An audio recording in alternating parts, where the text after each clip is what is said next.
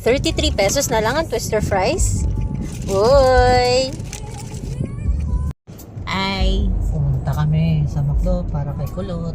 magpapakulot kami sa McDo. So they have this thing wherein like, pag nagda-drive-thru kami pag games, last time, Coke float. This time, it's fries. Yung curly fries nila. Bring something curly and you'd get curly fries at a very discounted price. So, ito siya. A twist for a twist daw. Ito yung dala namin.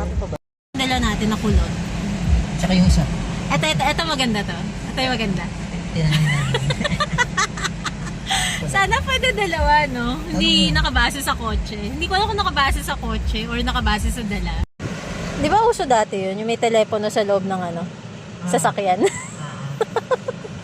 Hey, pwede dalawa. Thank you, telepon. Hello, telepon. So, ito tanong. Saan natin kinuha to? We got the goods. Ito yung ating McDo.